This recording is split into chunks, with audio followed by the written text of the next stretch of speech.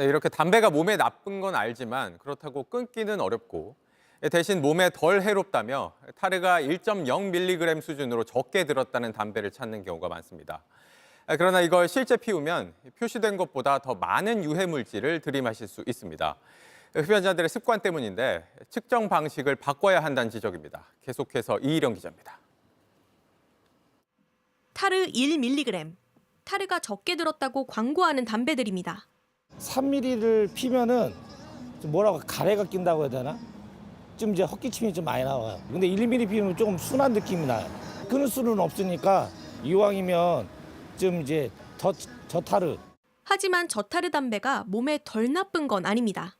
저타르 담배를 피울 때 일반 담배보다 더 세게 깊이 흡입한다. 일반 담배보다 더 많이 피우게 된다고 응답한 흡연자들이 많았습니다. 체내에 필요한 니코틴 양을 채우기 위해 보상 행동을 하게 되니 결국 비슷한 양을 흡수한다는 겁니다. 측정 방식에도 문제가 있습니다.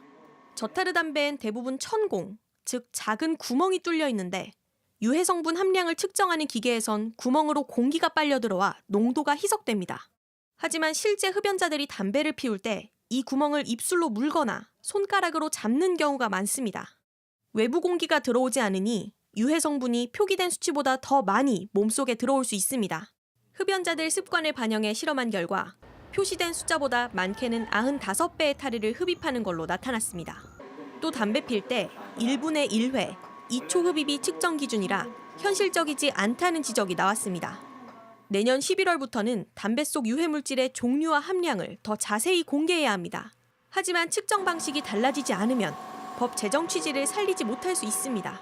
기존 방식은 담배 유해성, 독성이나 이런 부분들이 저평가될 우려가 크다. ISO 인텐서 방식이 훨씬 더 정확한, 제대로 평가할 수 있는 방법이기 때문에 그 방법을 채택해서 그 정확한 정보를 국민에게 알려주는 것이 필요하다고.